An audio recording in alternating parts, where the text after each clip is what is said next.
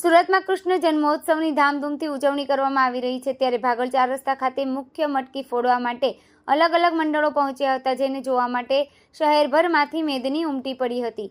પ્રથમવાર મહિલા મંડળ દ્વારા પણ આ મટકી ફોડવામાં આવી હતી। ઢોલ નગારા અને ગીત સંગીતના તાલે મટકી ફોડ કાર્યક્રમ યોજાયો હતો। ગોવિંદા મંડળ દ્વારા પોતાના રંગીન ડ્રેસ કોડમાં પહોંચીને અલગ અલગ કરતબ બતાવતા મટકી ફોડવા માટે પિરામિડ કરવામાં આવ્યા હતા। દિલ ધડક પિરામિડ અને કરતબો જોઈને લોકો આફરીન પોકારી ઉઠ્યા હતા।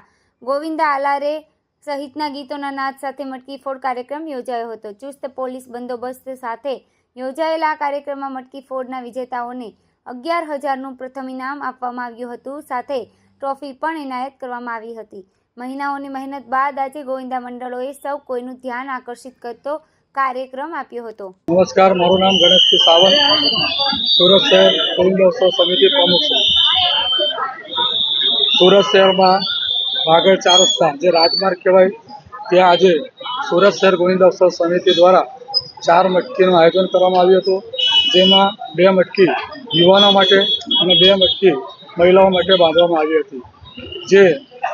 જે પ્રથમ મટકી જે સુરત શહેરનું અમે નામ આપ્યું છે તેને શ્રી યુવક મંડળ જેનું રેડ રોડનું ગોવિંદા મંડળ છે તેના દ્વારા ફોડવામાં આવી હતી અને 25 વર્ષ જેને થયા હોય એવા ગોવિંદાને ડ્રો કરીને એના માટે અડાજણને ગોવિંદા મંડળ ફોડવામાં આવ્યું હતું।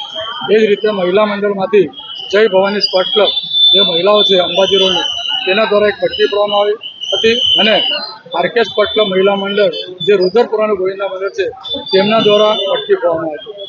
વિશેષમાં એક એ વસ્તુ છે કે સુરત શહેરમાં ટોટલ મહિલા 6 ગોવિંદા મંડળ છે, જેમાંથી આરકે સ્પોર્ટે એક રેકોર્ડ કર્યો કે તેઓએ 5 થરે આ વખતે મટકી ફોડી છે, એમના માટે મેં વિશેષ મટકી બાંધી। બીજું શ્રી સાઈ યુવક મંડળ કે જેઓએ ભાગળ ખાતે જે બી પિરામિડ છે એ 5 કે 6 થર મારે, પરંતુ શ્રી સાઈ યુવક મંડળે એ લોકોએ આ વર્ષે 7 પિરામિડ મારીને રેકોર્ડ કર્યો છે।